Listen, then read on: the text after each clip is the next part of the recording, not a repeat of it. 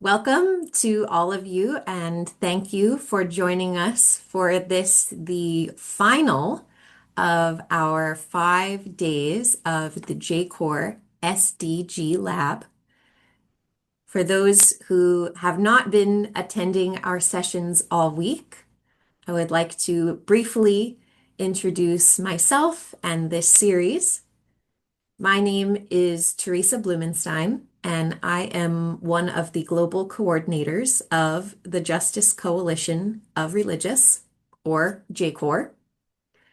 And JCoR is a global coalition of Catholic sisters, brothers, priests, and partners who are working to promote a transformation toward justice, peace, and integrity of creation, both through engagement in the system of the United Nations and also through engagement with local and national governments and policy frameworks.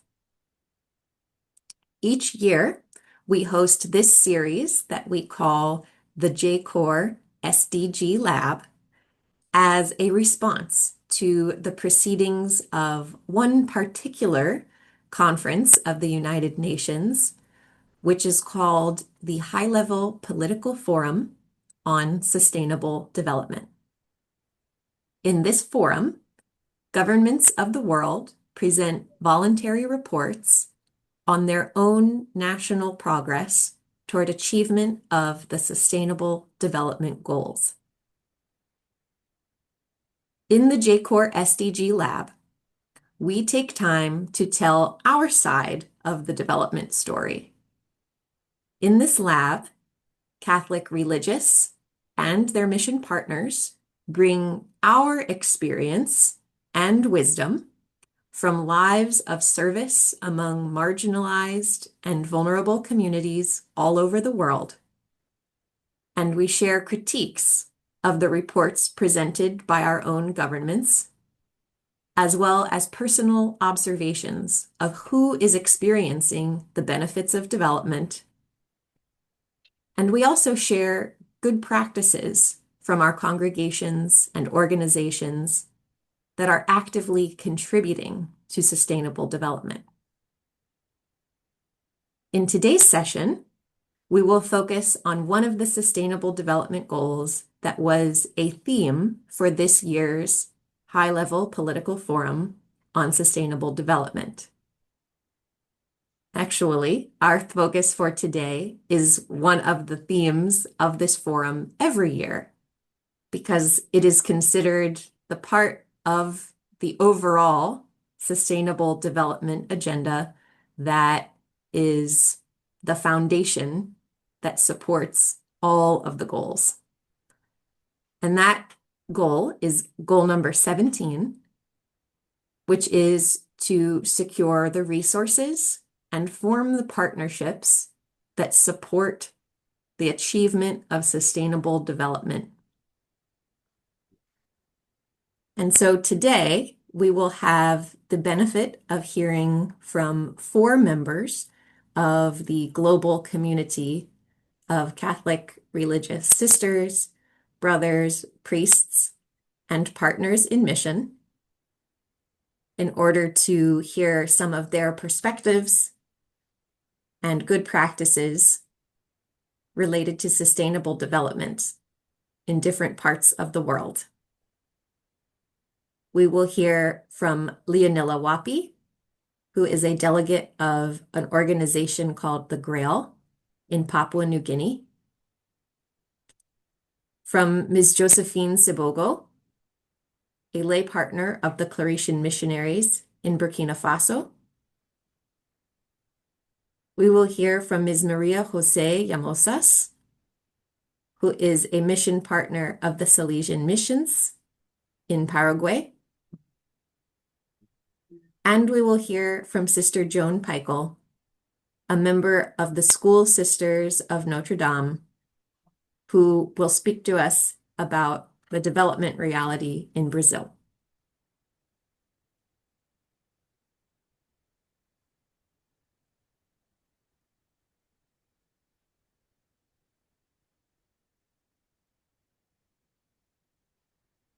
I see that Leonella is not yet with us.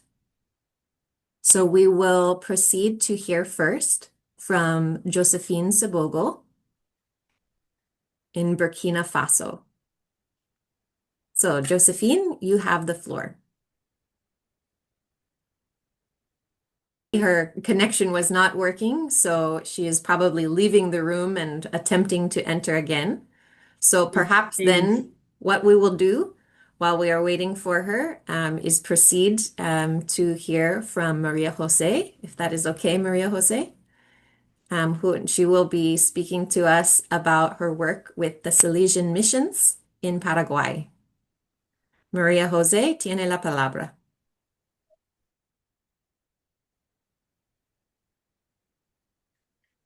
Thank you very much. Good morning, everyone. I'm going Good to share my morning. screen. Can you please tell me if you can see it clearly? Sí, es claro, está claro. Thank you. Okay, I would like to thank the space that you give me to disseminate good practices from the Salesian mission in Paraguay. I would like to thank Father Dionisio Medina, who is the pastoral delegate who has been accompanying me in my work. And I would like to start my presentation with the same question that we posed ourselves here in Paraguay when we started this work on social environmental education.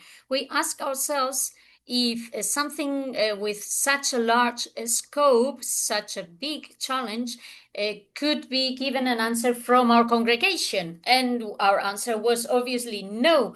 It is such a big challenge that we felt we were not able to do anything about it, no matter how long we were present in the countries. We needed to establish alliances for that. And that's why we started, concentrated on SDG 17, alliances for the SDGs. And so we are going to explain, or I'm going to explain this social environmental educational project in Paraguay that was established through alliances.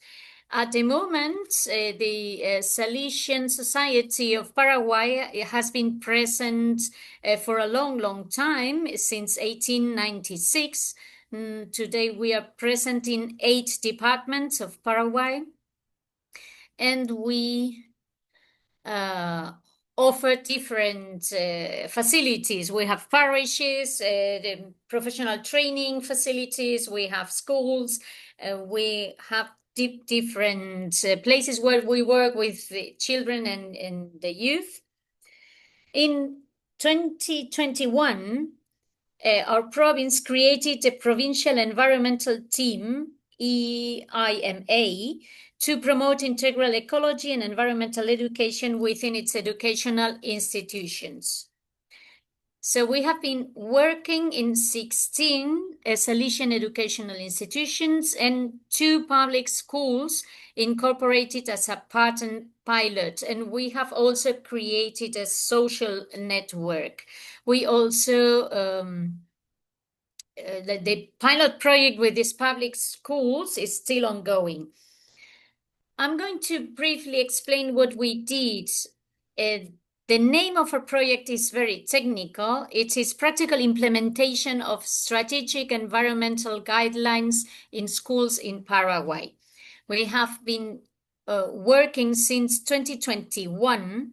It's 4 years work in different schools, creating a curriculum that includes environmental education in a transversal way, cross-cutting all the subjects from the first year to the last course in our educational institution. That means usually at the baccalaureate level. So we have been including environmental topics all across the subjects, and always using the methodology of the scientific method. And we have been testing this curriculum to ensure that it works, but therefore we needed to create alliances and to work with different institutions, both public and private, and institutions from the productive sector. And I would like to share some of the main objectives or goals of this project. We started this project as an attempt to contribute to SDG number 4, which is a quality education. SDG 5, which is gender equality, SDG 13, which is climate protection, and SDG 17, which is alliances in education in Paraguay. So we started working with Salesian institutions first, and then so we started with 11 institutions, and then we enlarged the project to other institutions outside the Salesian network, so that we are at the moment 16. We have been offering social and environmental education. We developed this integral project in a way that it could be implemented in all schools, not just in the Salesian schools. Therefore, we had the support of professionals that were experts in the field, because we had to offer this program for all kind of ages, from 6 years old to 13, even 18-year-olds.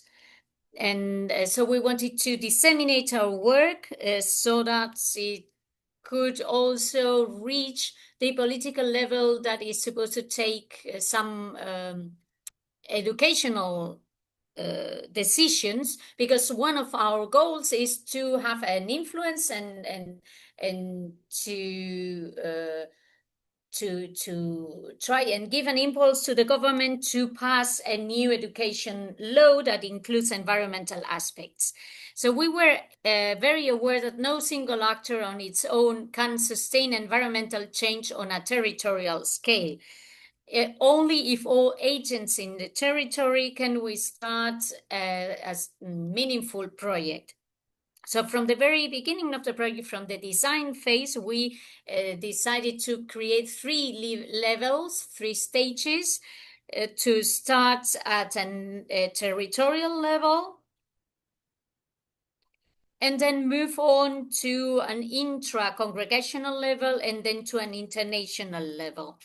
The project was financed by Engagement Global, Bengo, and the Antonia Root Foundation from Germany. And with these financial means, we could already support all the whole project, thanks to the structure of the congregation as well. So we used the Salesian School Network to coordinate these 16 institutions under a single environmental curriculum and to ensure the project's continuity beyond external funding. We extended the initiatives to social works, parishes, and prayer places. And even we started partnerships with Salesian provinces outside our country, the Salesian provinces of the Dominican Republic, Ecuador, and Peru, to exchange experiences and reinforce our work. We also started partnerships in the productive sector. We had a partnership with the Paraguayan Chamber of Sustainable Industries, who opened up new avenues for economic and business development for environmental initiatives driven by schools. And thanks to that program, we were able to replicate our project in different places. Part of our program is waste management in schools, and so we needed a collaboration with other institutions, because we can sort waste, but we cannot bring it to the landfill or to other waste management facilities. So we needed a collaboration with other entities. So we started also regional partnerships, both private and public partnerships. We mainly work with the Ministry of Education and Science in Paraguay. It is the ministry responsible for all educational proposals. And so our program and the contents were approved by the Ministry of Education and Science of Paraguay, which was really important for us. And the Salesian congregation was also at the forefront of the environment because we started this initiative and we were able to get an official recognition by the government. And so we are also visiting different schools to offer a training program for teachers so that they can implement this curriculum in their own school. And so this technical training was another of our goals. So we are very happy to have achieved that. So we feel that our project is well conceived and well designed. We were also working with the National Forestry Institute, who helped us to organize all actions about planting trees. And they offered us different seeds of native species so that we could start with planting with our students. And so it was not just about planting a tree, but it was also about studying what were the species that were necessary in that particular place. We were also working with other environmental institutions. We work with city councils and municipalities, and we started having conversations with the Congress chamber. And so we presented our project there. And again, our aim was to put pressure on government so that they pass an environmental law, because in our country, we don't have an environmental law, which is really needed. And so we took the initiative of proposing this at the level of the Congress. We also contacted relevant organizations in the fields of education and the environment, like the Moises Beatoni Foundation and OPARES, amongst others. Let me talk about numbers. We know that numbers are not the most important thing, but they are indicators of things, of participation. For example, we got a participation of 884 teachers. Around 500 of them were Salesian teachers. We had about 11,648 students reached, and we put 7 school gardens in operation, in which both the students and teachers collaborate. And these gardens are still running. We signed 7 cooperation agreements that are still in place, and we were able to offer one integrated project with teaching guides. That this is different views or different snapshots of the guides that we offer for teachers and students, because when we started the project, we studied the needs. At the beginning, we had an idea, but we had to adapt it to the real needs in schools. So we had to think how to present these guides that were so that they were useful in schools. These are guides for teachers and students to start having some environmental education. And there are proposals for activities, there are contents that they can teach in the classroom. And we complemented it with another guide through which the teachers can understand the methodology of environmental education, both the traditional methodologies and more avant-garde technologies, so that teachers can use that technology that is more adapted to them like case studies or open air activities or laboratory activities. And so we offer all these resources in one single material. What did we learn about partnerships throughout the project? Because the project is not finished, we're still working on that. And for us, partnerships were not just a complement to our project, it was a real foundation of the project. We knew always that we wanted to work in partnership and alliances, because sometimes it might take longer to establish a sensible partnership, but we were aware that it was not possible to make any environmental change by ourselves. So we analyzed the situation, we analyzed the different opportunities for partnership that we had, and even though they took a lot of time, we didn't start the project until all the foundation of the alliances was set.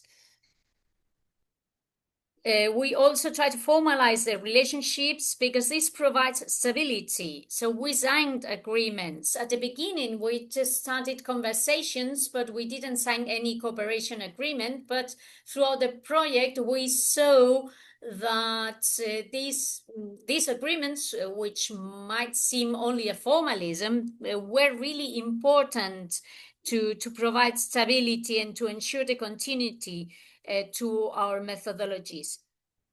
And networking throughout schools enables to scale up the project without compromising quality. And it was very fortunate that we could count with the support of the Salesian School Network to carry out a pilot scheme across 16 schools in a coordinated manner.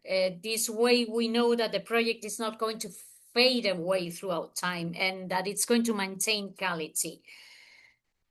I'm coming slowly to an end. I would like just to remind you that partnerships were not merely a means to implementing the project, they were its main sustainable outcome. We are sharing this experience as an invitation to strengthen similar partnerships among other entities with other congregations and the JCoR network. And I would like to finish with some words by St. John Bosco. He said that it's not enough to know things, it's essential to put them into practice. Thank you very much for your attention. And I don't know if you have any question or comment. Maria Jose, we also have your video available. Did you want to share that as well?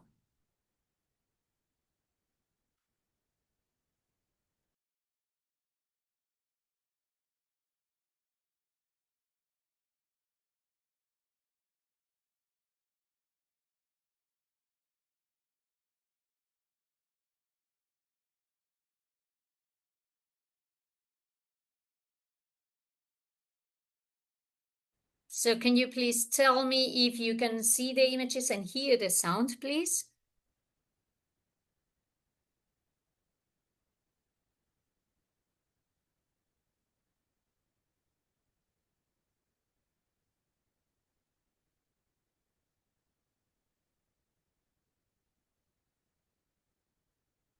Hello, my name is Maria Jose Llamosas, coordinator of the project Practical Implementation of Strategic. Can you hear the sound? Yes, we Yes. do. We do. I would like to introduce this project to you and share how this successful initiative managed to integrate practical environmental education into the curricula of Paraguay.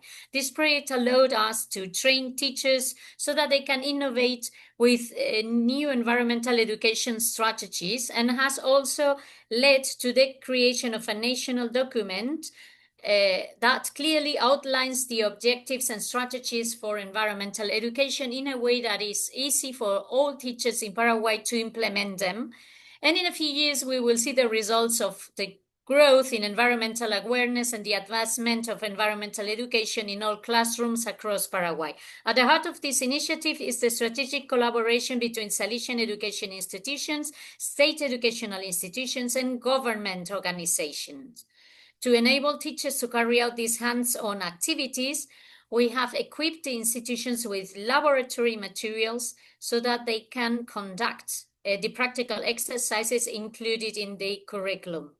We have also developed institutional environmental practices, school initiatives, workshops, and equipment to properly manage waste at each institution, as well as solar energy installations in the Chaco, thanks to the solar-powered lights installed through the project. One of the environmental education strategies involves games. That is why we have created, designed, and delivered games that allow us to discuss Paraguay's native flora and fauna and natural resources, thereby ensuring that environmental education is grounded in a local context. Together, we are laying the groundwork for a more sustainable Paraguay, because environmental education is not just a priority, it's our commitment to the future. Thanks to the Antonia Root Foundation, thanks to the German cooperation in Paraguay and Engagement Global, this project not only aims to develop environmental content, but also seeks to foster values and attitudes that lead to a long-term commitment.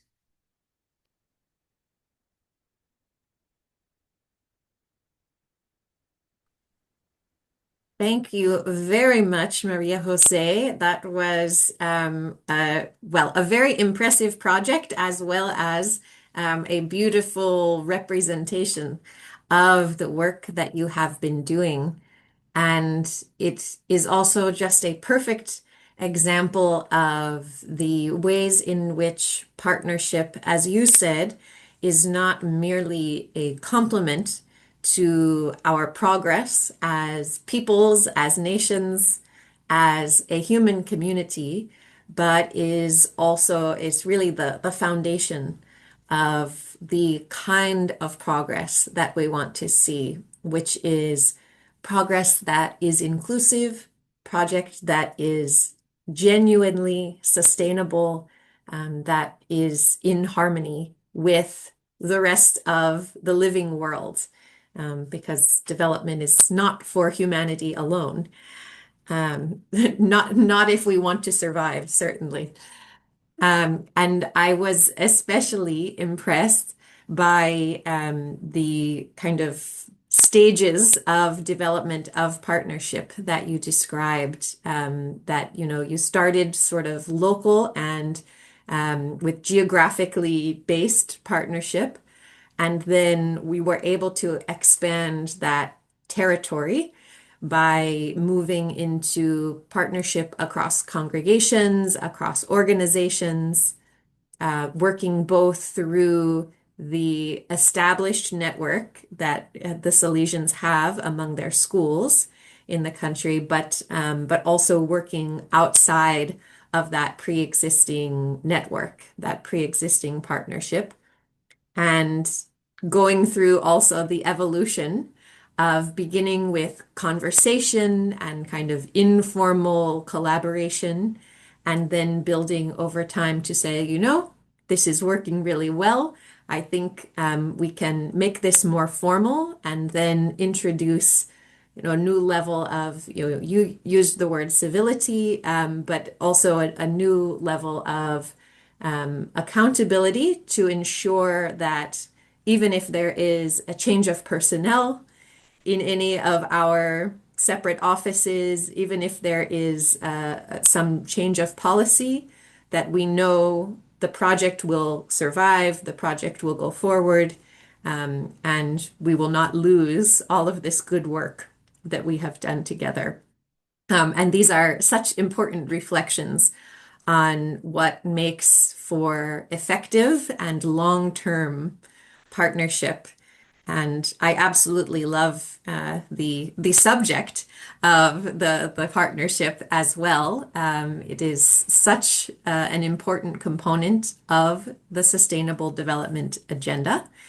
And in fact, as you were speaking, I was thinking that your work is a great model, or partner alongside work that we have seen from some of our JCoR networks in East and Southern Africa, who have also taken up keen interest in trying to enhance not only the environmental policy that exists in their countries, but also to raise the consciousness of the people as a whole, because that is another form of partnership, to mobilize, to feed the passion of more and more members of the population so that you are not, a small and determined group, but that we can be a growing group that can really apply long-term pressure to guide change and transformation at the policy level. So an amazing project. And thank you for taking us through kind of the evolution and the development of partnership itself. And I know that some of those in our network who have been focused on ecology, especially, are with us on the call today. So I do hope that we will hear from them later as they may have some questions or ideas to share from their own experience of partnership for ecological awareness raising.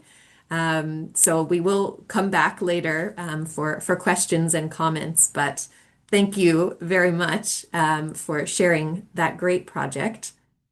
And now we will hear again from another of our speakers today. I do believe that Josephine Sabogo has been able to join the room again. So, Josephine, if you are with us and you are able to unmute, we are ready and eager to hear from you.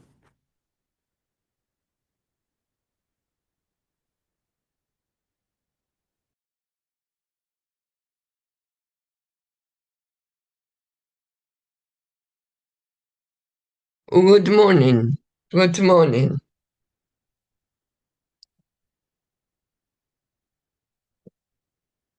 I am Josephine from the parish Our Lady of Mercy, and I will introduce a bit the reality of Burkina, and then I will tell you what the Claretian community is doing here, and I will give you my personal point of view.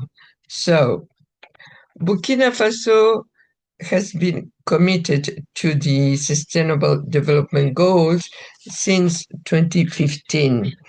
And in 2024, despite security and climate challenges, the country recorded economic growth of 5%.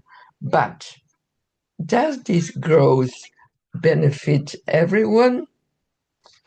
Firstly, the progress in healthcare, the malaria vaccine is now available in 70 health districts. More than 5 million children are protected. In sanitation, 25% of the population have access to safe drinking water, and 21% have hand washing facilities. In education, 74% of primary schools have access to safe drinking water, but only 0.9% have computers. On climate change, the country is aiming for a 30% reduction in greenhouse gas emissions by 2030. Now, the challenges. The first challenge is insecurity. More than 2 million Burkinabe are internally displaced. 5,319 schools are closed. The second challenge is funding. Only 50% of the requested humanitarian aid has arrived to the country. And then the solutions. The government and its partners are saying one thing: we must rely on ourselves. We must capitalize our internal strength, human, natural, and financial capital. We must modernize agriculture, invest in education and health, strengthen governance, and improve tax collection. Above all, we must ensure that no one is left behind. So we are making progress despite the crisis, but making progress without taking into account internally displaced people, without addressing closed schools, without considering forgotten villages, is only half the story. As they say in Burkina, at the crow of the cock, we must rise to rebuild our country, because this goal is not an objective on paper. We don't have to leave anyone behind. As the Claretian community here, it has secured boreholes for us. Almost all the centers in the parish have had at least one borehole. With the aim of leaving no one behind, the community has organized days of sharing and fellowship, which have been greatly appreciated by the faithful, not to mention the weekend for people living with handicaps. For my part, I joined the initiative partway through. Although the program has been running since 2015, it was only this year that I became involved.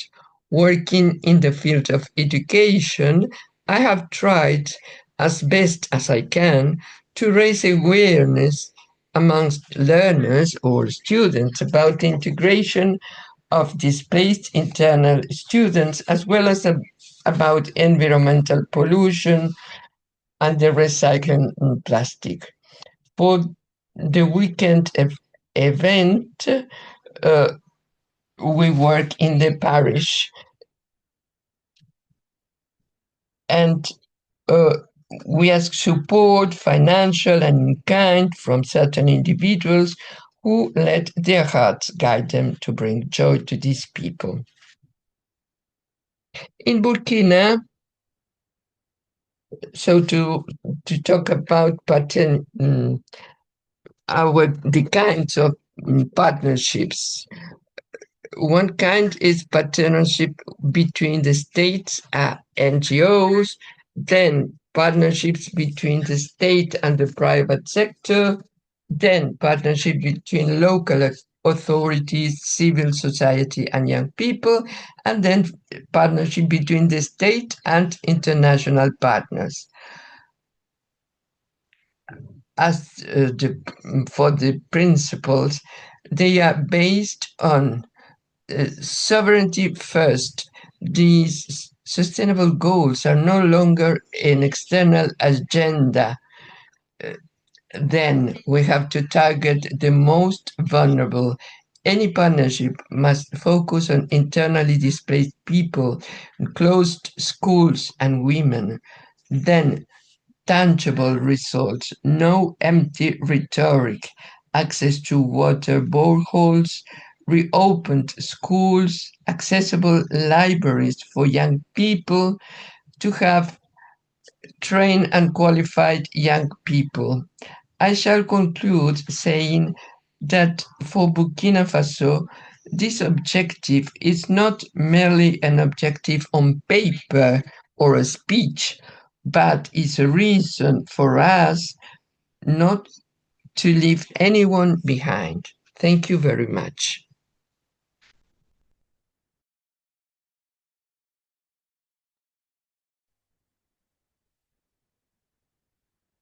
Thank you very much for your sharing, Josephine. And you have highlighted some of the key underlying areas of concern as a good foundation for partnership, as in a way with your key areas of focus or those who cannot be forgotten, issues that cannot be forgotten in the course of pursuing development, you mentioned addressing the closure of schools, the situation of internally displaced persons, and the particular concerns, both strengths and vulnerabilities of women.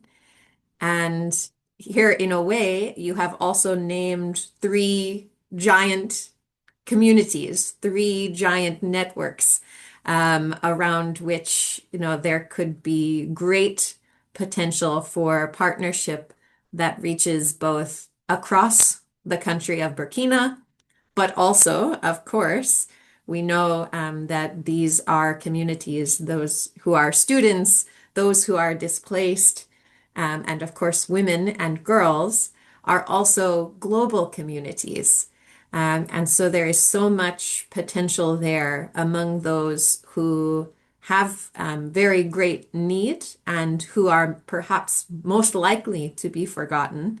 There is also great strength in numbers if we can form the connections in order for those communities to collectively speak about what they have to contribute and also what they need from a structural level from other members of the community. So you've highlighted three keys for us in that way. And your sharing also reminded me of some of what we heard from others throughout this week of sessions of our lab in mentioning that we know that the resources, the humanitarian aid that has been sought from outside of the country is insufficient to achieve the dignity and the development that is possible for your country and for every country. And so there is a need, while countries do bear responsibility to one another, and that 100% rather than 50% of that need should be fulfilled because it is the responsibility of all.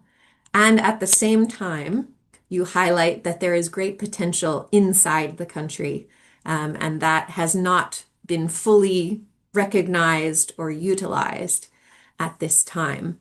And so there is also a need for internal ownership and internal action to fully realize that potential from student groups, from internally displaced persons, from women and girls. And there are structural ways that strength and those internal resources can be put in service of dignity and can be put in service of the common good. And so it is so excellent that you can articulate those encouraging words.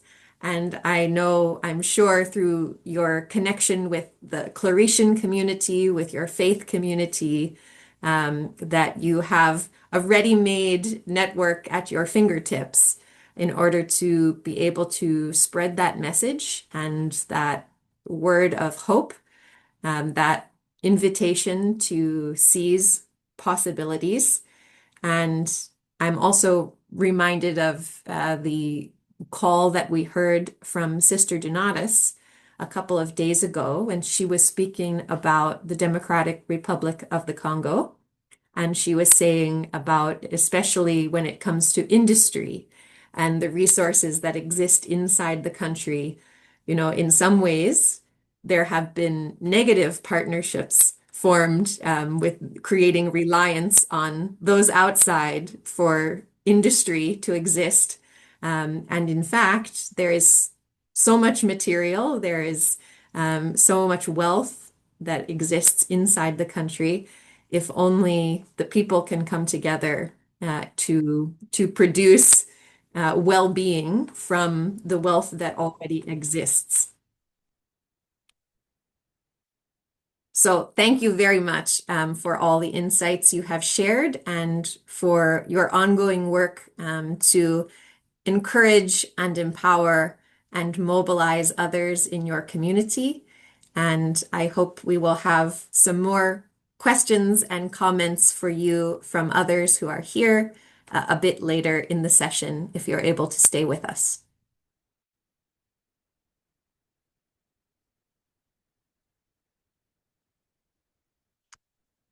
And next, we will hear from Sister Joan Peichel, who is a member of the School Sisters of Notre Dame. And she will be speaking to us about the reality and partnerships in Brazil. So, Sister Joan, you have the floor. Thank you, Teresa. As Teresa said, my name is Joan Peichel, and I represent the School Sisters of Notre Dame at the United Nations. I'm new to this position, so this is my first experience with the HLPF. And Brazil was the only country presenting a VNR this year where we have sisters ministering. So I wrote to those sisters and asked them the question, what are you doing to foster the SDGs that are being presented this year? And I was overwhelmed with their response. As a result, I will not be presenting just about SDG 17 and partnerships, as I said I would be, but I would like to share the brief look at the work that being done in advancing the SDGs in some of our schools in Brazil. Our Lady of Lourdes School has been one of our SSND schools since 1990, with an enrollment of over 1,400 students, ranging from early childhood education through high school, and they even have a teacher preparation program in the normal school. The principal shared the following pictures and descriptions with me. SDG 6 is introduced in the early childhood level by teaching about the water cycle. And it continues to develop throughout the grade levels, going more and more into depth. But it's not just the students who receive an education on this SDG. The adults in the school also receive training. Here is a picture of the support educators completing training on the better use of water and cleaning products that do not harm the environment.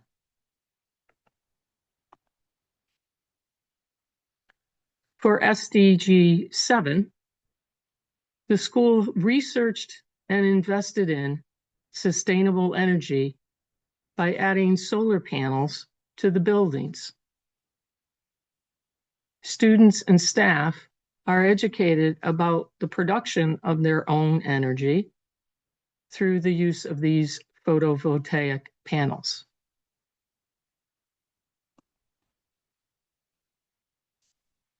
Here are a few activities that address SDG 9 with the launch of rockets produced with recyclable materials for the Brazilian Astronomy Olympiad. This activity involves some 700 students from middle school up through the normal school. After school periods also reinforce the idea of innovation with their arts and crafts activities.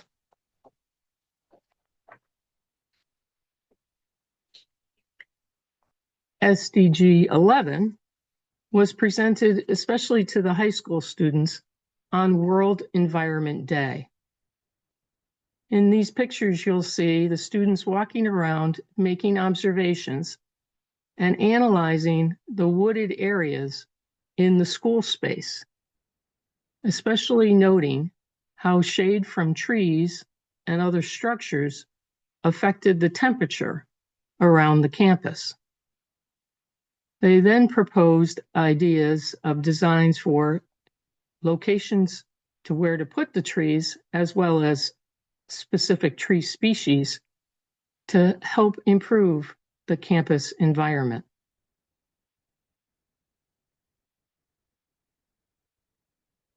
SDG 13 is integrated across all levels. Here you see some elementary students participating in educational games on environmental preservation, while the first-year high school students get to experiment in the production of eco-friendly, biodegradable glitter. And you can see some of their creations.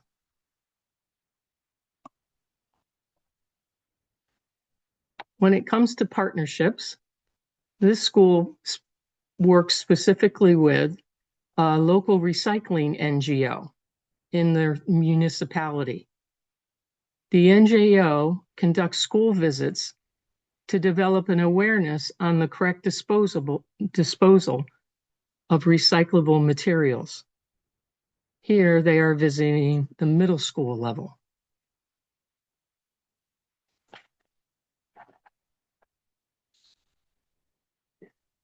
Our Lady of Glory School goes from early childhood ages to high school. They shared with me an art project used at each grade level to address some of the SDGs. I'm choosing to share just one of these projects with you. It used primarily with the early childhood and early elementary school students. They actually shared these slides with me, which is why the text is in Portuguese. This project used the painting of Vincent van Gogh called Almond Trees in Bloom. This activity addresses SDG 4 and 12, encouraging awareness of the use of resources and respect for the environment. Students went out on a nature walk to identify possible art resources readily available in nature. They discussed reducing waste and encouraging sustainability. They then returned to the classroom to create their own versions of almond trees in bloom. Here are some of their creations.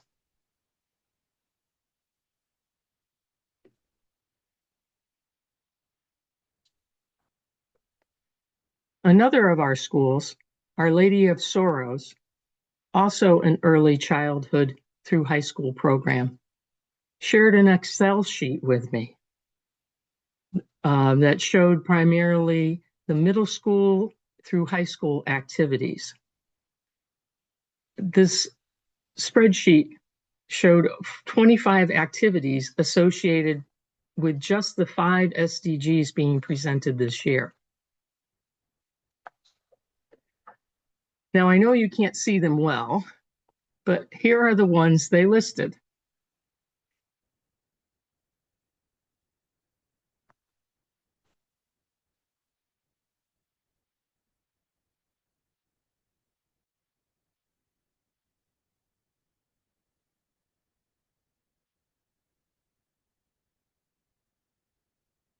If I was to present them all, we'd be here for quite some time. So suffice it to say that there's a great deal of attention to the SDGs being made at Our Lady of Sorrows School. I thank all the directors and principals who answered my call for information.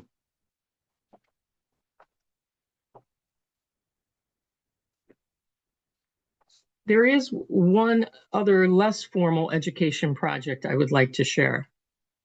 It's a project in Porto Alegre, Brazil, called Project Rumo Norte, which really demonstrates the advantage of working in partnerships, as SDG 17 puts forth. This project is designed to help disabled and the elderly to lead their best lives. Started in 2002, Rumo Norte's mission is to ensure that people with physical, auditory, visual, or intellectual disabilities have access to workshops which contribute to their autonomy and inclusion in society and in the labor market. They partner closely with government officials, social workers, and business leaders to accomplish this mission. The project offers free classes for people with disabilities. And the classes include Braille, computer science, administrative assistance training, dance, stretching, pottery, theater, guidance and mobility issues, a variety of groups, massage therapy, and something called quick massage, preparation for tests, handicrafts, and they recently have added sign language classes. Many of the classes are taught by graduates of these programs. Here are some pictures of the massage therapy program, with the pictures at the top being the introductory classes. These students, many of whom have visual disabilities, and moving on to their clinical practice being taught again by former students.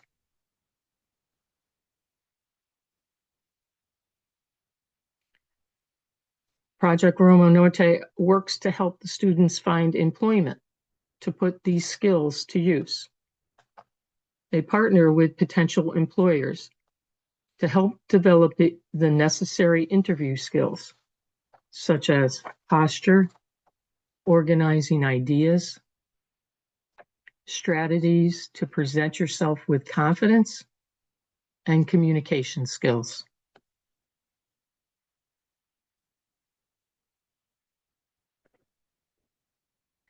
Another group the project partners with is government agencies.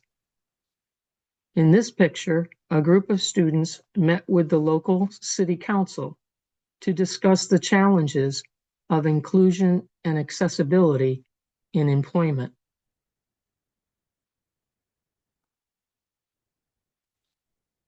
Here, some students met with a councilwoman regarding inclusion and accessibility of people with disabilities and low vision in Porto Alegre.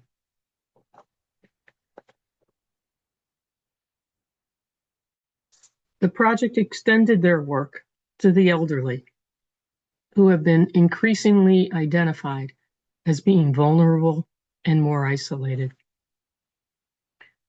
Sunflowers in Motion is a welcoming space for exchanging ideas, building bonds, and avoiding isolation through the use of conversation circles, group dynamic lessons, various activities, and the sharing of life stories. They are called Sunflowers in Motion because their slogan is, "Just like sunflowers, we bloom best in groups." So these are some of the projects School Sisters of Notre Dame are involved in supporting the work of the SDGs in Brazil. I thank you for your time.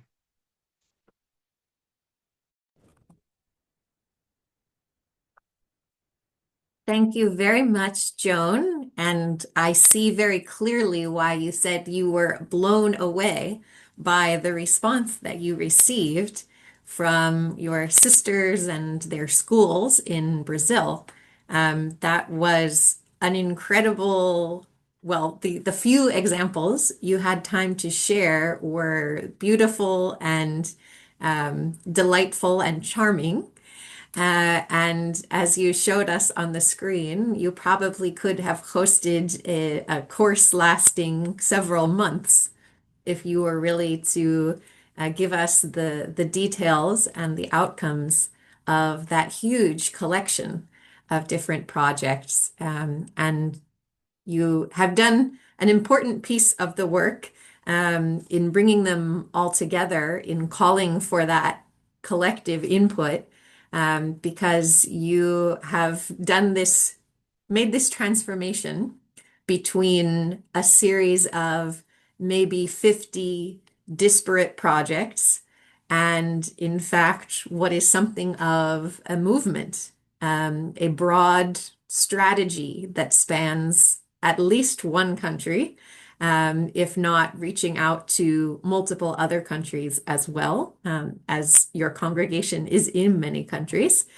But by bringing them together kind of under that one heading or that one chart, and displaying them for us, you've illustrated that there is a big difference here between several distinct and disparate activities and a united effort that is aimed at a larger mission.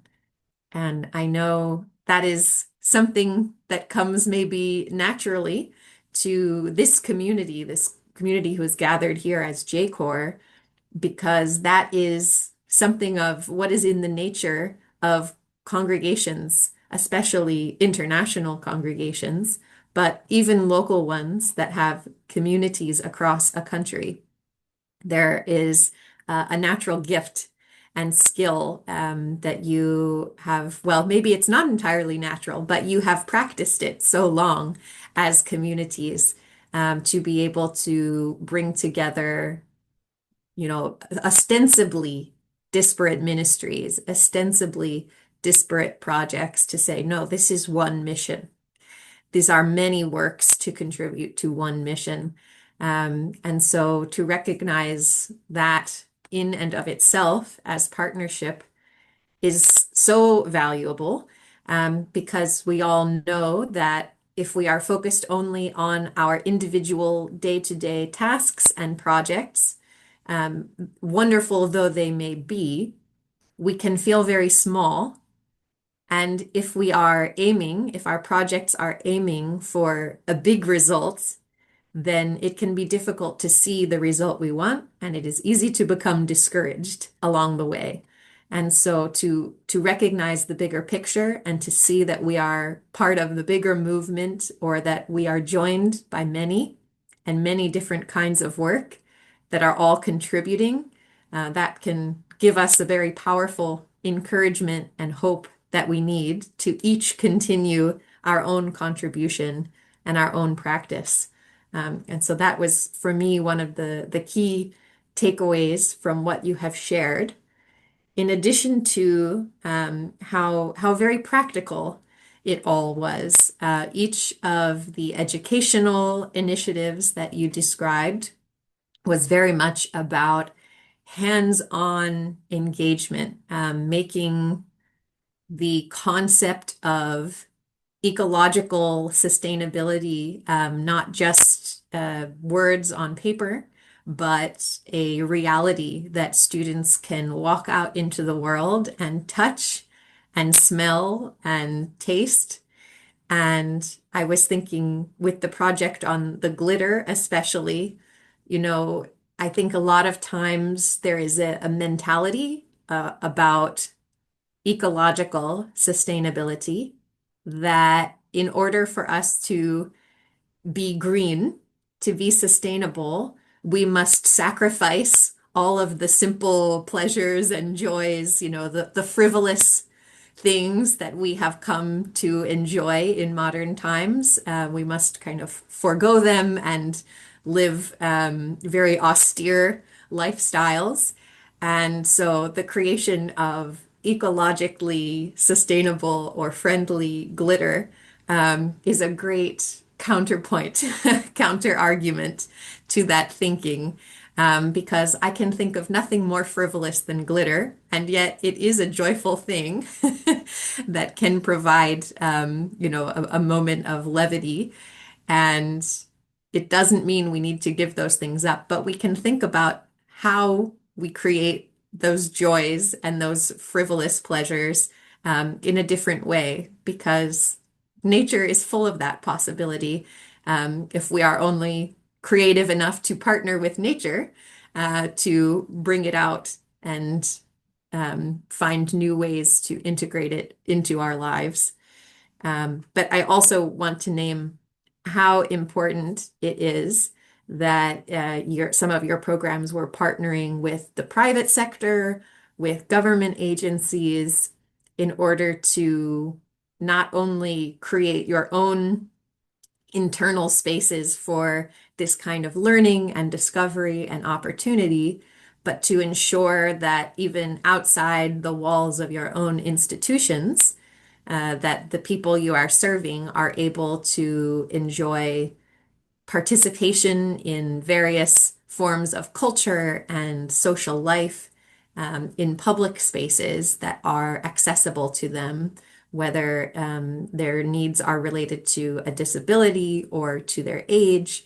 And so you have really put into practice that way of, not only creating safe internal spaces for everyone that can be inclusive, but trying to extend that inclusive space out as broadly as possible, far beyond the scope that any of our institutions can include. And so you've illustrated a key value of partnership there to say, we want you to be included everywhere, not only in the space that we own and that we control.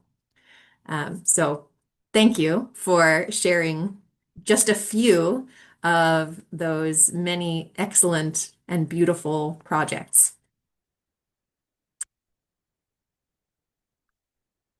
And I see that Leonilla, who was meant to be one of our speakers today, has not been able to join us. I suspect that she probably is not able to access the internet today. She was going to be joining us from Papua New Guinea. But I do have some brief notes that she had shared in advance. And so if you will all indulge and tolerate my voice for a little bit longer, I would like to at least share a brief summary of what she wanted to share with us from her experience related to partnership in Papua New Guinea.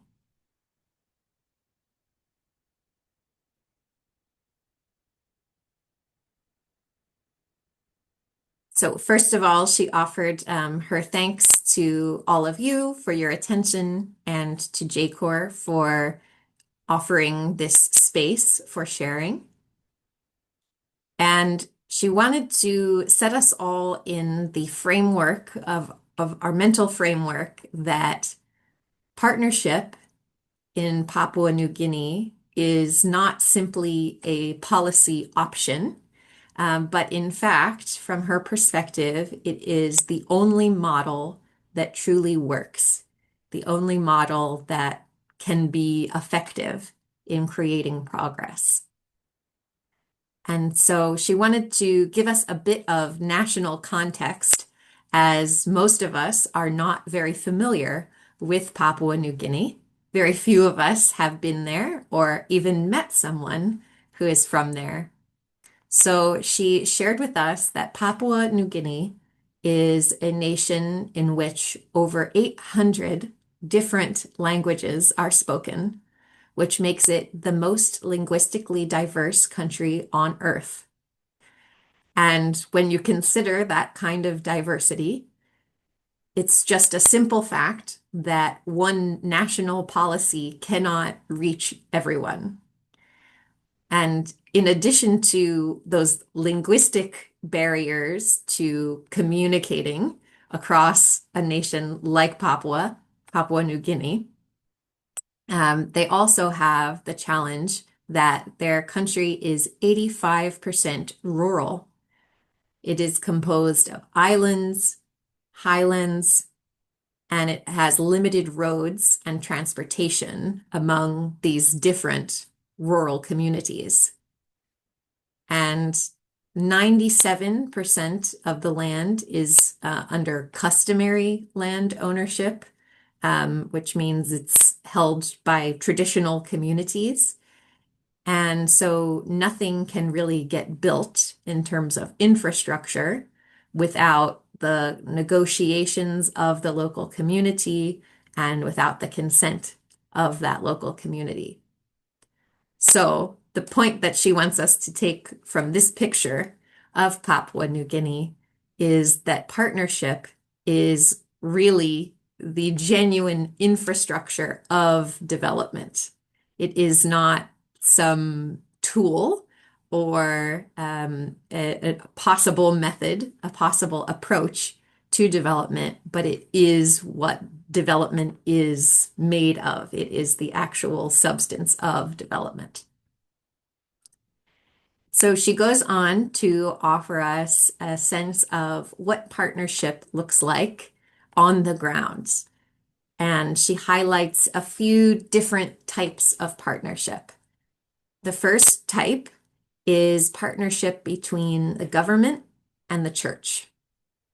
And that you can see quite readily in the example of hospitals that are run by church, as well as other health clinics or posts.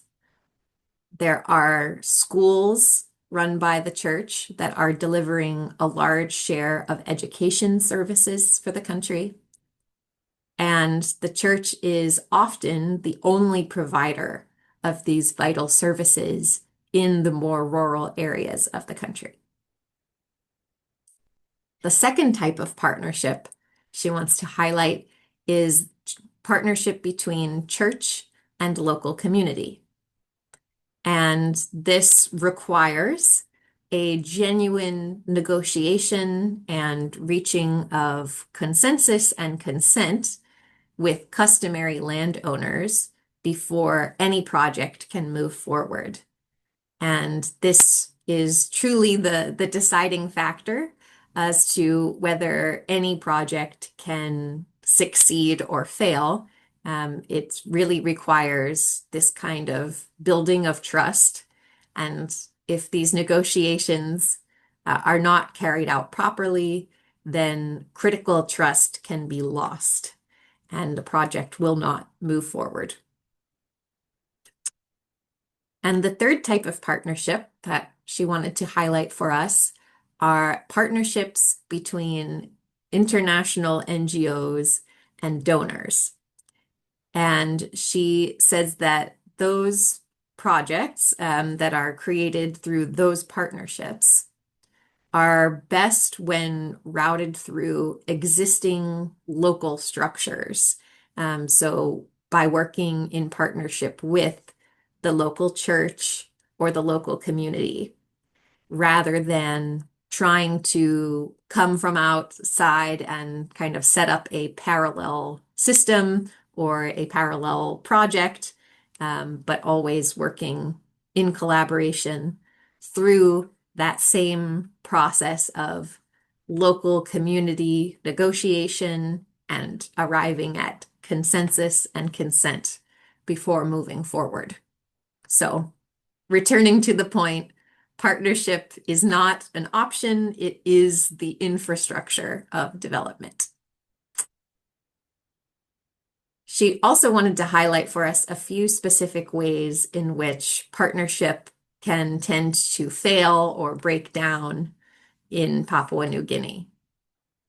So some of the challenges to partnership are that there is chronic underfunding, so a lack of funds for services that are offered by the church, despite the fact that there is great need and there are people available who are ready and willing to do the work. They do not always have the financial resources to be able to do what they want to do and are ready to do. Another challenge for partnerships is that there is often inconsistent follow-through from the government in situations where government has made an agreement with the local community or local landowners.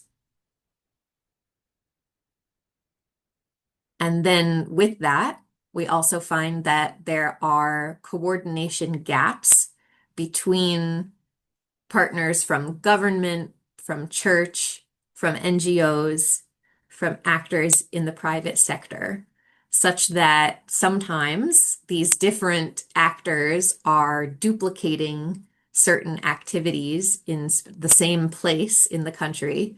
Meanwhile, other areas of the country are totally without service. And so there's not good communication and coordination to ensure that all communities and all areas of the country are reached. And so finally, Leonilla wanted to present a few recommendations with regard to partnerships. And the first one is in the area of fund parity. So with this recommendation, she is calling for formal agreements between government and church, which include a recognition that funding needs to be proportional to the services being delivered, which is to say that the funds provided by government for the church to deliver a vital service should be comparable or reflect the genuine value of those services. And we do want to recognize that, of course, the primary responsibility for services like healthcare or education, which are so often provided by the church in this setting, the formal responsibility and the primary responsibility for those services lies with the government. And so it really is ultimately the responsibility of government to come up with the funding and the resources required to deliver those services.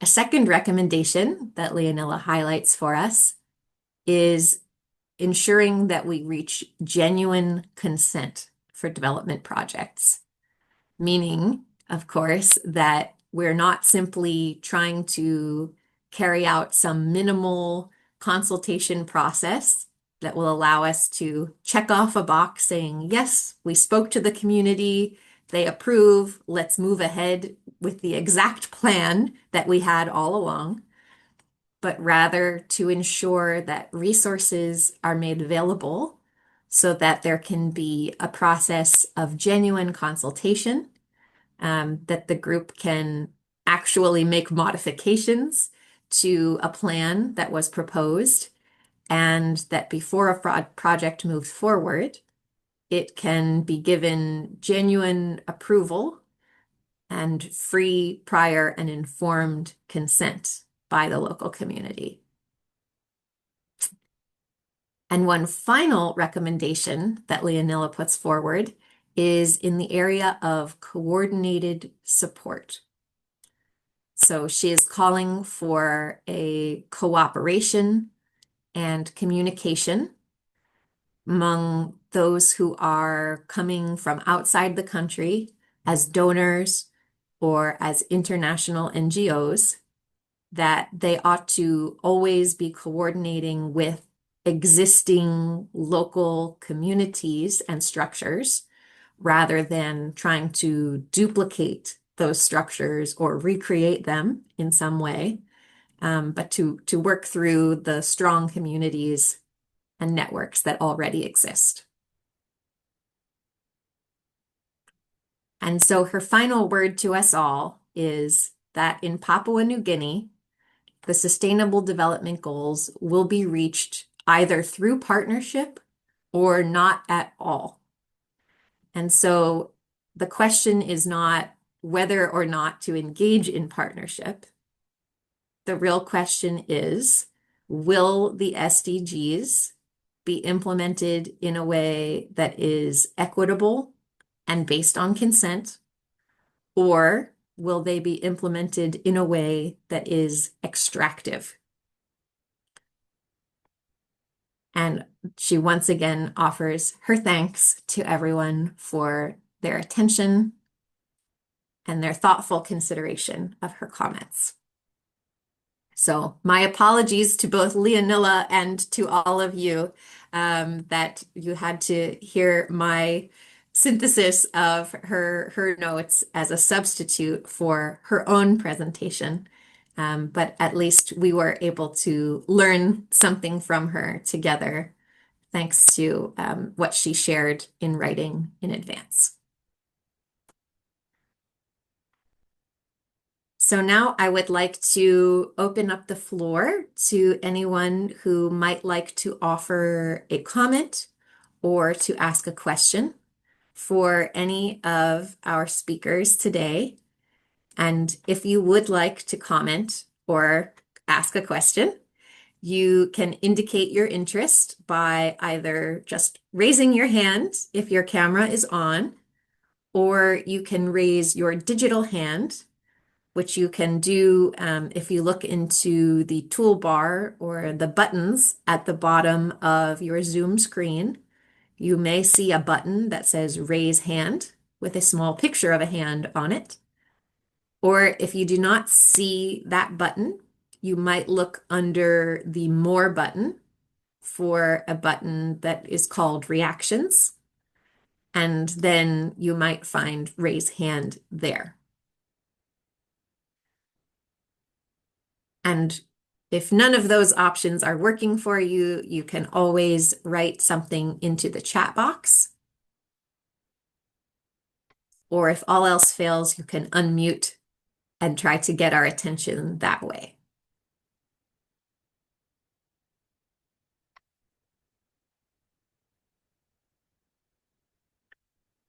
Is there anyone who would like to begin for us our period of questions and comments?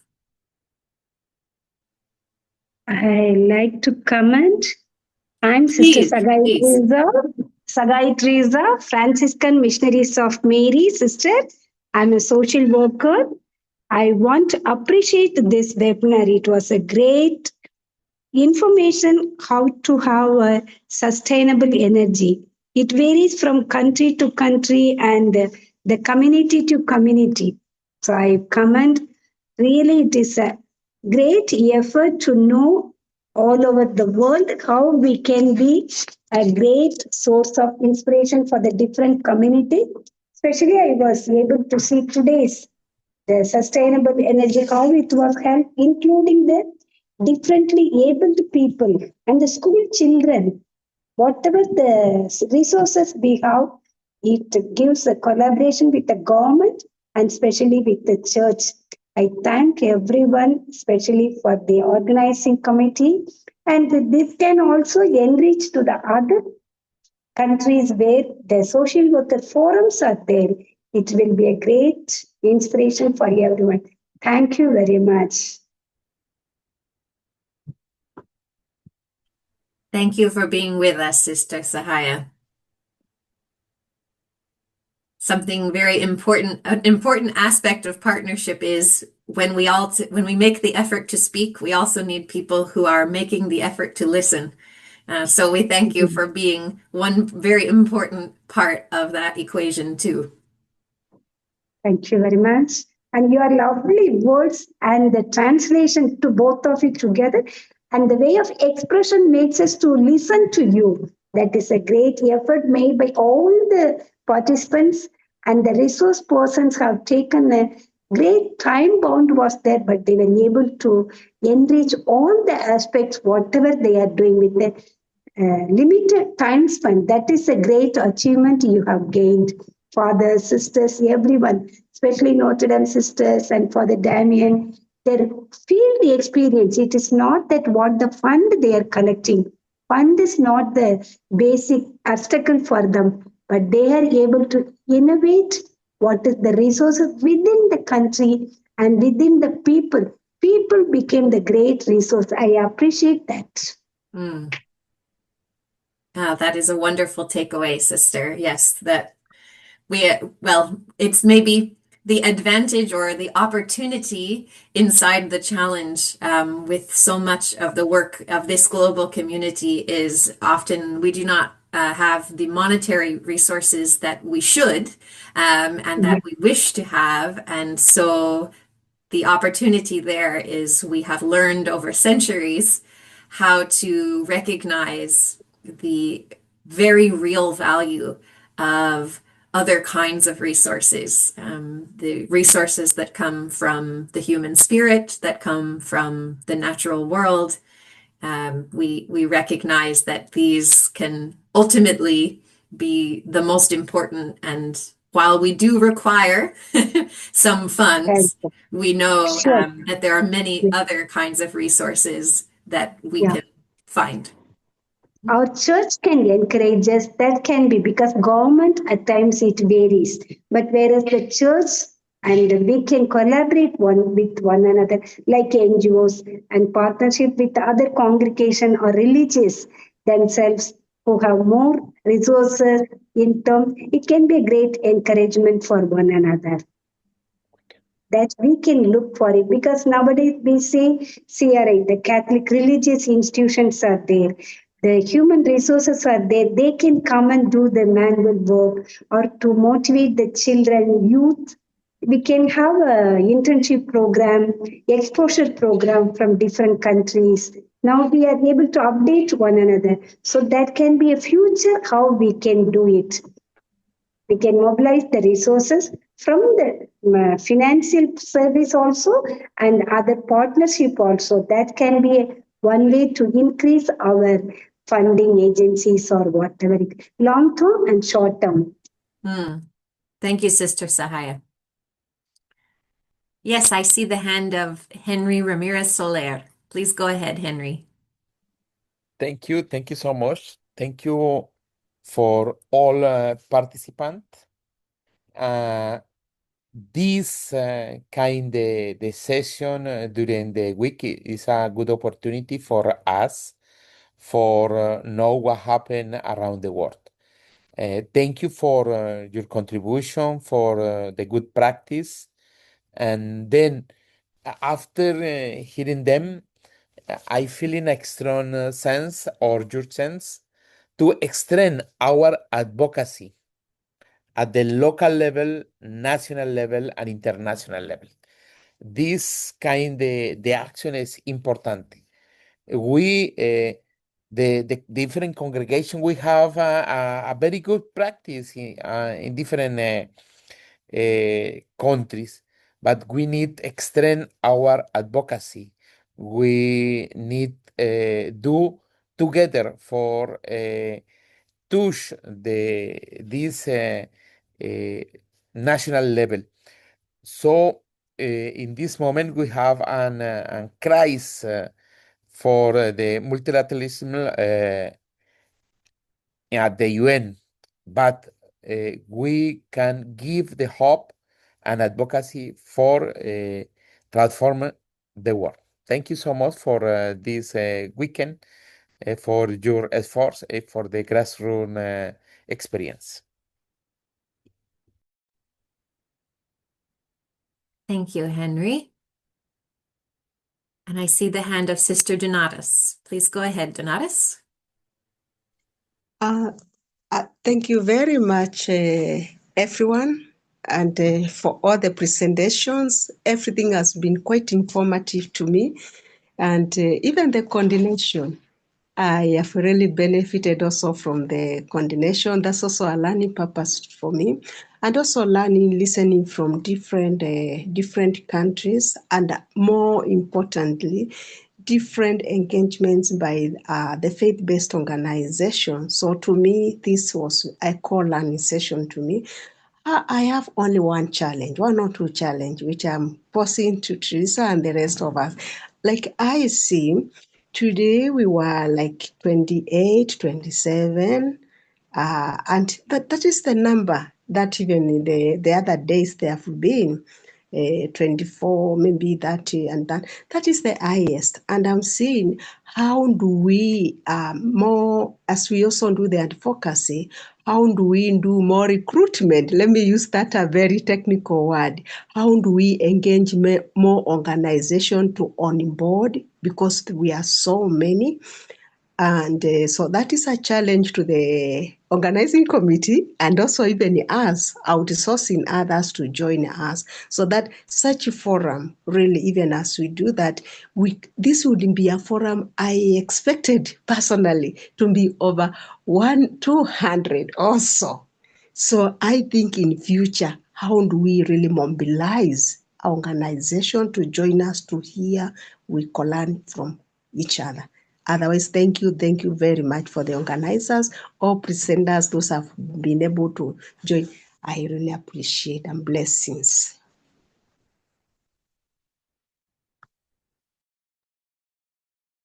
Thank you, Sister Donatus. That is great, great feedback and a great way to look forward for us. I think indeed we would love to see the number that you also are envisioning and imagining for our participants in these sessions.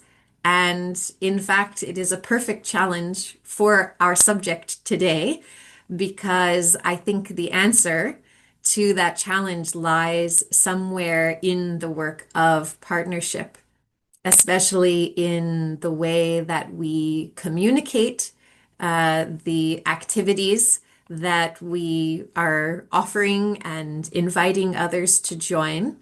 But it also speaks to one of the challenges I think we see across the global community of religious, which is in addition to the fact that so many religious have not one full-time job, but three or more full-time jobs that are pulling you in many directions, and you are somehow managing to do the work of three people at the same time.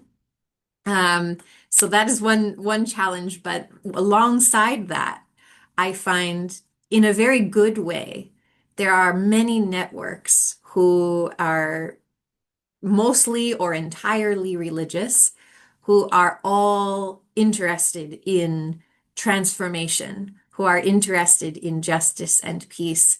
And that is a wonderful thing.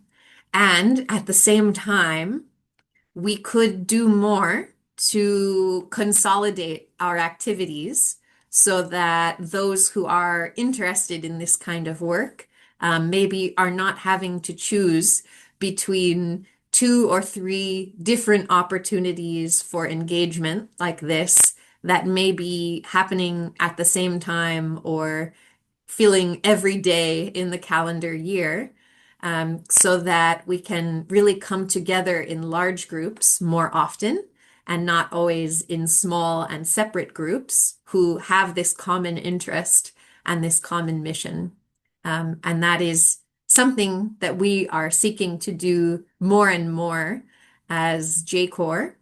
And in particular, one partnership that we are working toward is through the existing global network of the JPIC Commission, JPIC Commission, which is a joint project of the Union of Superiors General and International Union of Superiors General as a way of kind of unifying the more of our activities with that existing network.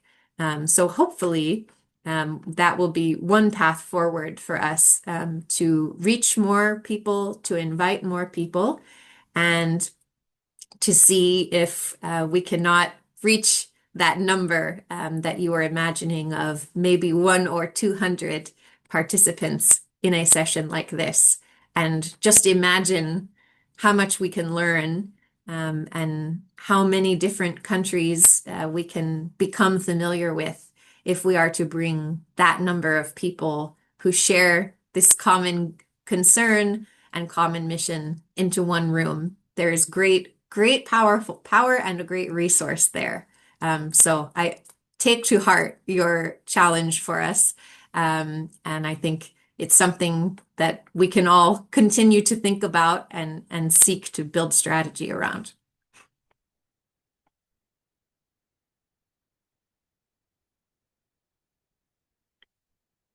Are there other questions or comments that anyone would like to share?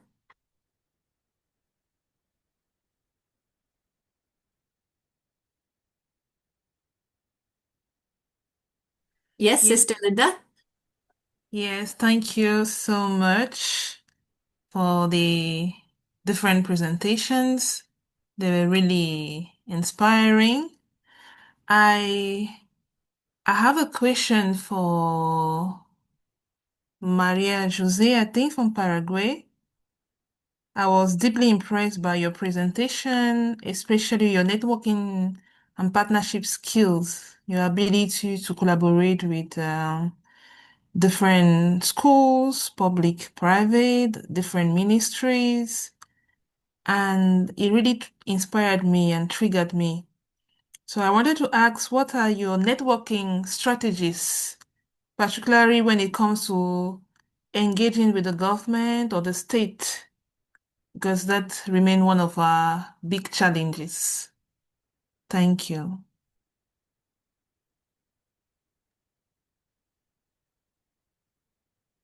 Please go ahead, Maria Jose.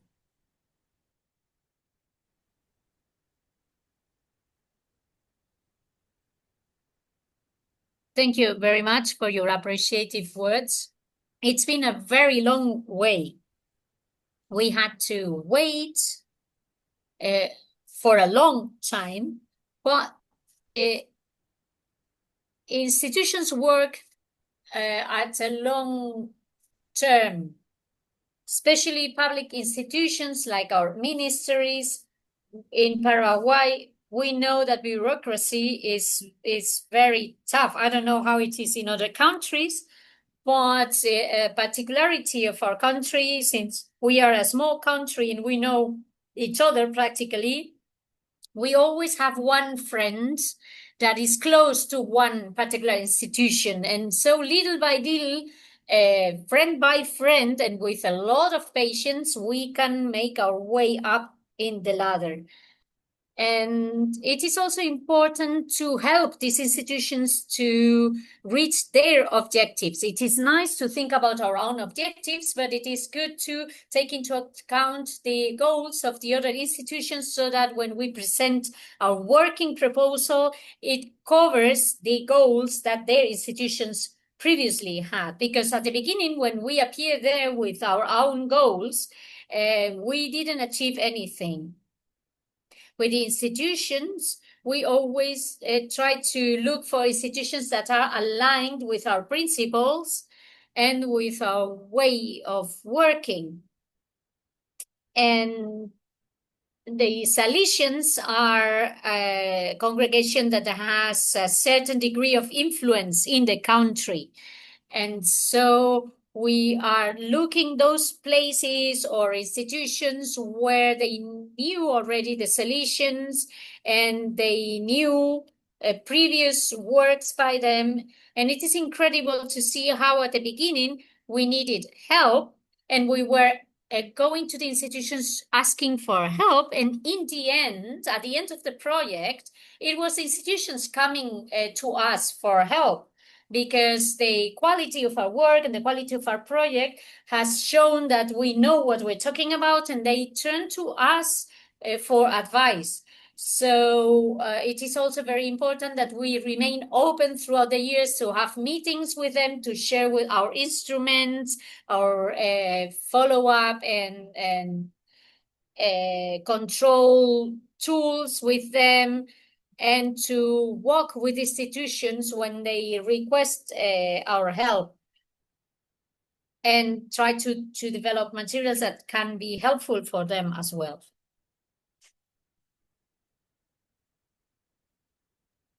Thank you very much.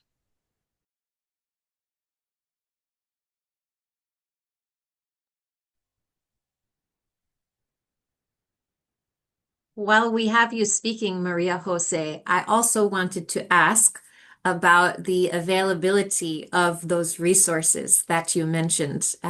They looked absolutely dazzling and comprehensive as well, in the curriculum design with the many different kinds of activities and even the graphics and the puzzles. Are those available to people who are outside of your partnership? Is there some place we can find them and adapt them? Please tell us if we have any access.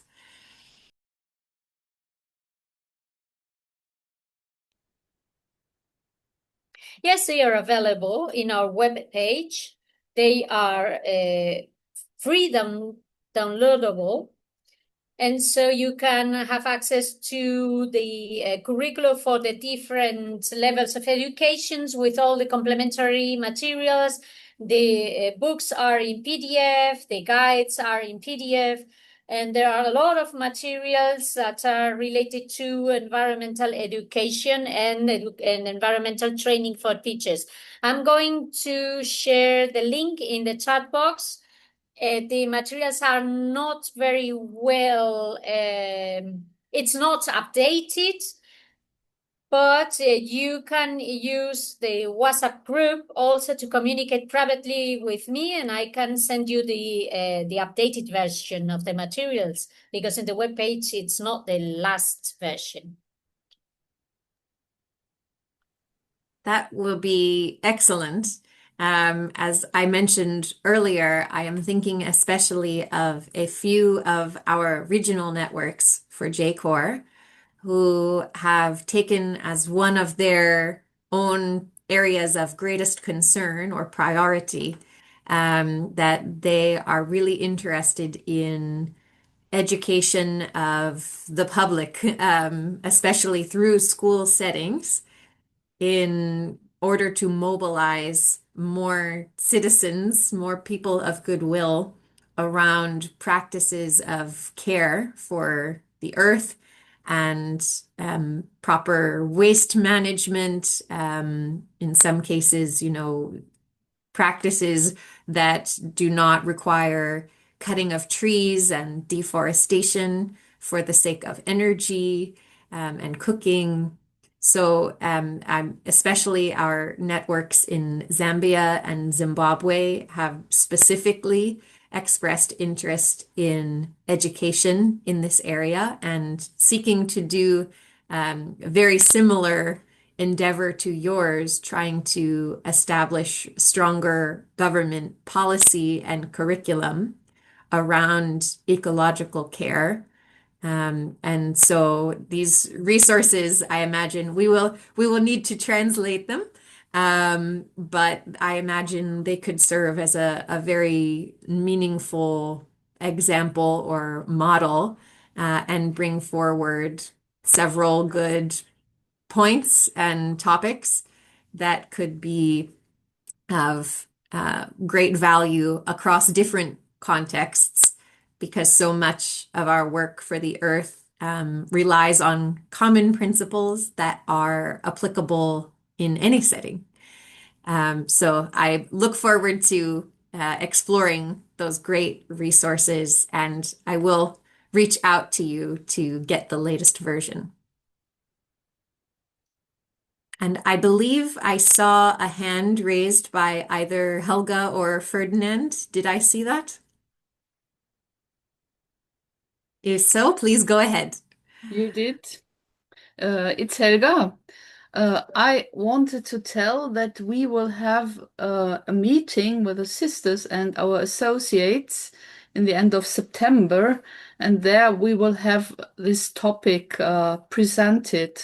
So Ferdinand and I, we will tell sisters and associates about what we learned in especially the last 5 days. So we had the possibility to be with you all the 5 days, and it was a tremendous experience, and it was so interesting to hear all the presenters. Thanks so much to them, and thanks especially to you organizing the interpreters. So I'm deeply thankful for what I could hear and take with me.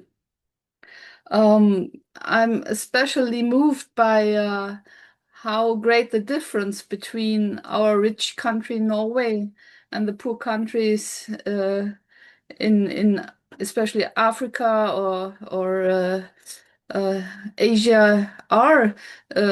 So I had to look up where Papua New Guinea is, and I have never heard about that. They have 800 languages, and wow, how to organize such a state or a community. And I didn't know that the church has such a strong role there in this country. So I really would have appreciated to meet Leonila and ask her a little bit more about that. But okay, perhaps it will be possible later.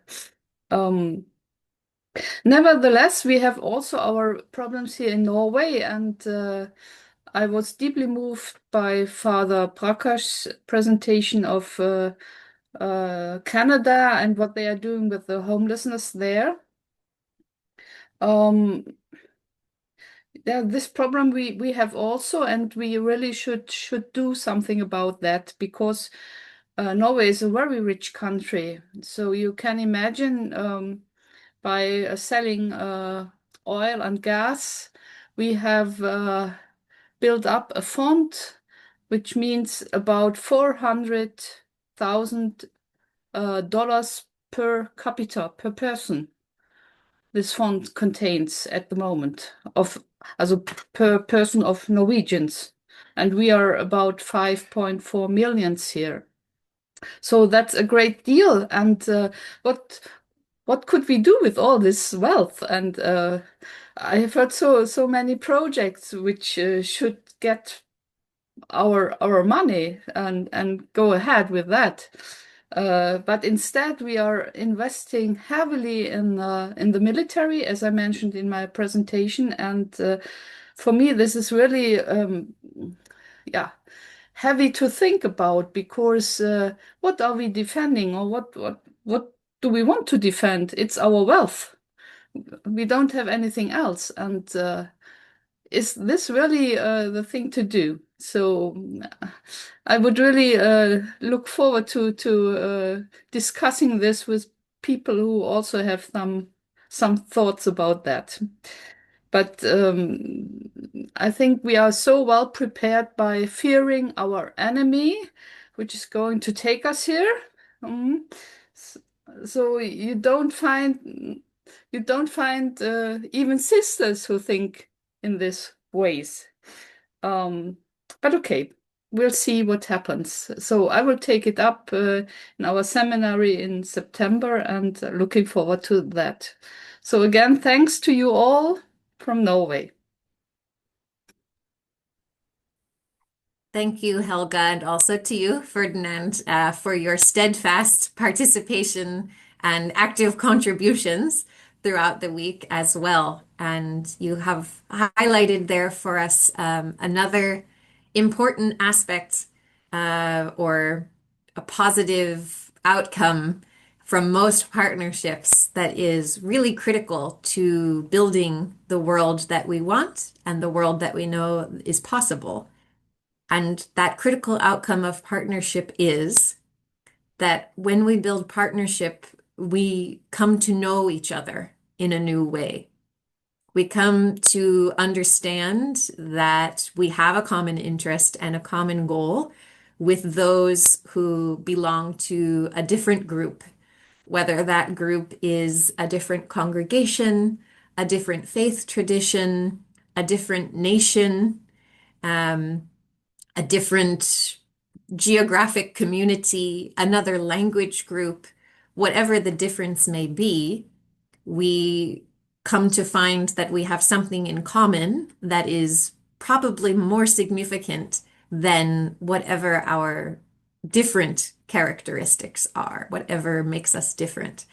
And that is perhaps one of the greatest forms of inoculation or protection from this creation of enemies in our mind, the kind of thinking that allows us to be motivated by fear and to put our resources into defending ourselves, perhaps from people that we do not need to be defending ourselves from.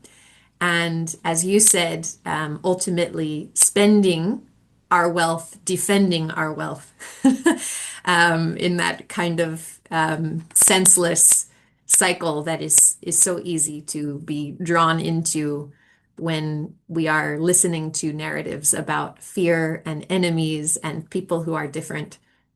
So that is yet another key and important quality of partnership is its great capacity to help us to know one another and to know the very important ways that we are alike, despite all manner of differences that we may have. So thank you for bringing that into the light for us.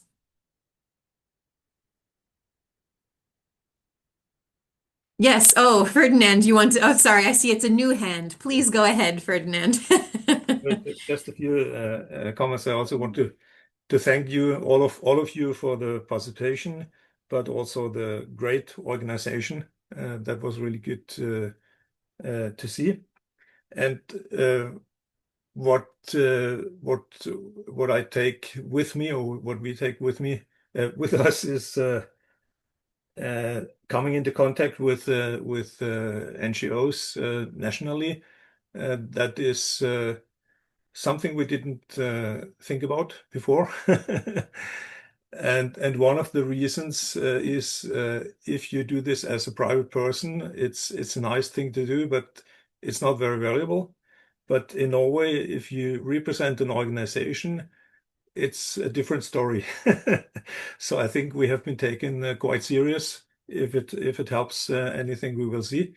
But it's the right, in Norway, it's the right thing to do. It's to not just anyone, herself or himself, writing comments. That doesn't help, but to come together and to talk for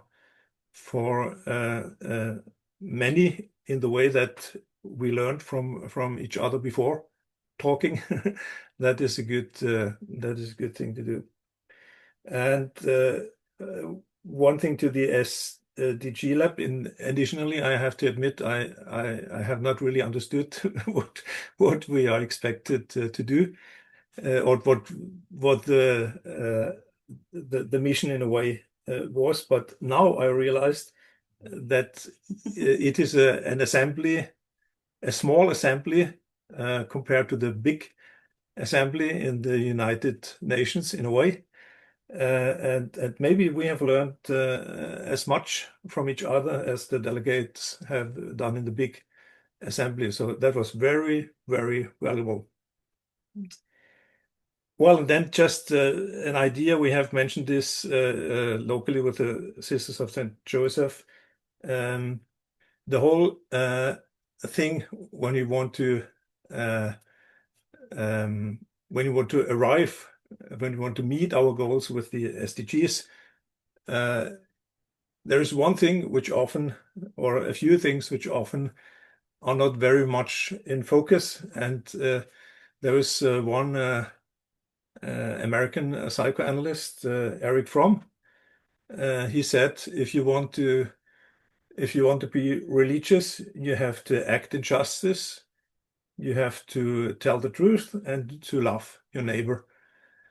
So I think justice, truth, and love, that could be things which we use even more and actively, visibly in this discussion, because a lot of people who try to save the world, I think in the end it's not possible if they don't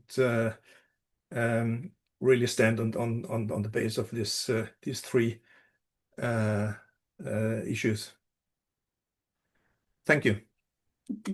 Thank you, Ferdinand. Very beautiful and well said. We are our own United Nations whenever we choose to come together, and we can create that space for ourselves too, and make it accessible. Now, we are coming to the end of our session, but I did want to give an opportunity to each of our three speakers who are here. If any of you wanted to offer any final comment or word to the group, you're not obligated, but would any of you like to offer a final comment? Either Josephine or Sister Joan or Maria Jose?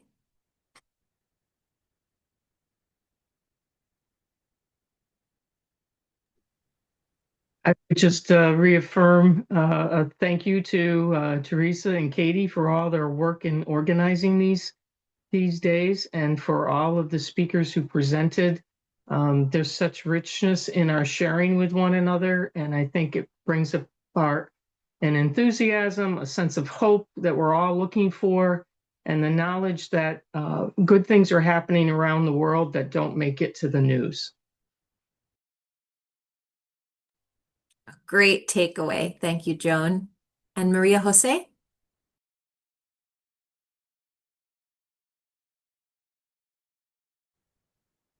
I would like to thank everyone for your time and your attention.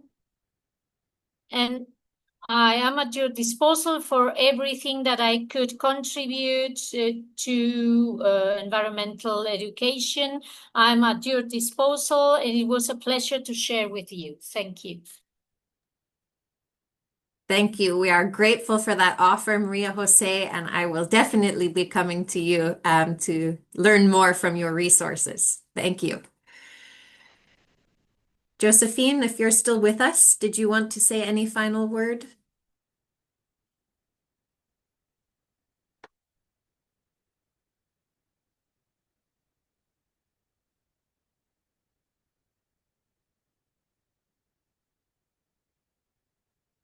Okay, I think she may have gone.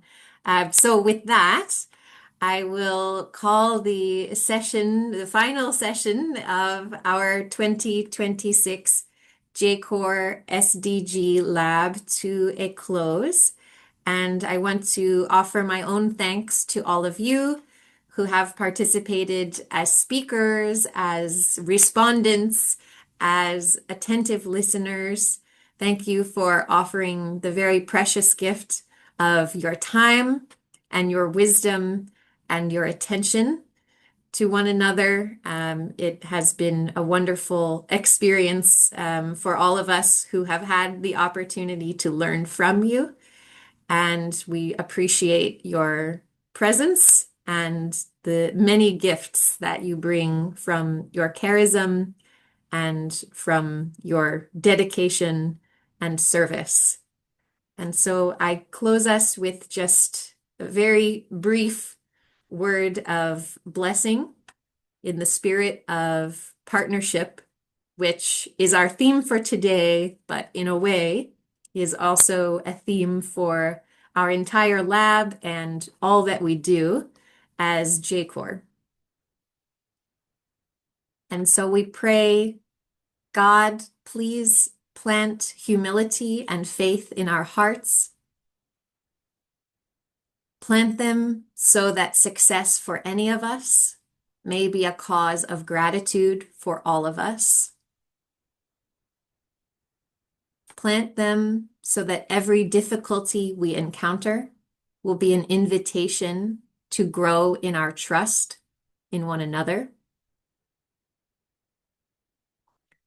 Send to us the rain of hope and joy so that we may stand in the full strength of our unity. Let our collaboration be an act of love and friendship, which we inherited from those who walked before us on this same path.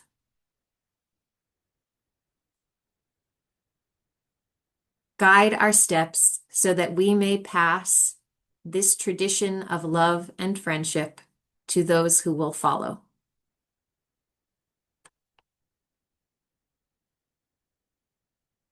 Amen, and thank you to all of you, and of course to our very excellent team of interpreters who have been with us all the week and in some ways all year. So thank you to Anna and Vivian and Gabriella as well. We appreciate you very much.